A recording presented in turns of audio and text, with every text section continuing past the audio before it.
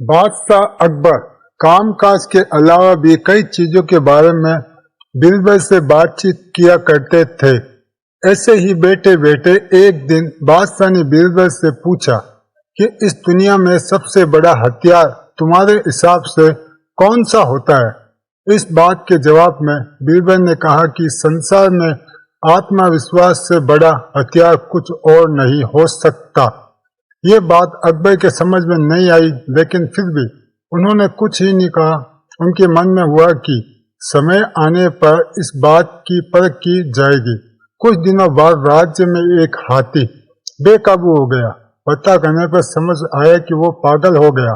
उसे कर्मचारियों ने जंजीरों से जकड़ लिया था।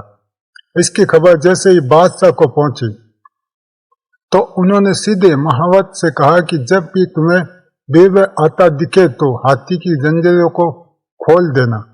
ये सुनकर महावत हैरान हो गए, लेकिन बादशाह का आदेश था इसलिए सिर झुका के चला गया।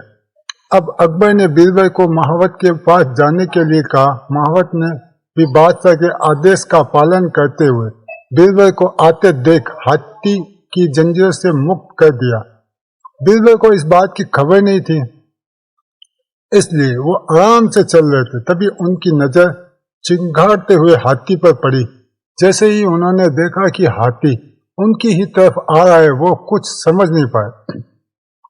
कुछ ही देर में उनके दिमाग में हुआ कि बादशाह ने मेरी आत्मविश्वास वाली बात को परखने के लिए ही इस हाथी को मेरे पास पीछे छोड़ने का आदेश दिया होगा। अब बीरबल इधर उधर भागने की सोच रहे थे, लेकिन ऐसा कुछ हो ही नहीं पाया। सामने से हाथी आ रहा था और अगल बगल में भाग के जाने की जगह नहीं थी। इतने में हाथी बीरबल के काफी करीब पहुंच गया। तभी बीरबल ने सामने एक कुत्ते को देखा और उसे टांगों से पकड़कर हाथी की तरफ फेंक दिया। कुत्ते चीखते हुए हाथी के से टकराया। उसकी ऐसी चीख सुनकर हाथी वापस उल्टी दिशा में भागने लगा। कुछ ही देर में इस बारे में बादशाह अकबर को पता चला।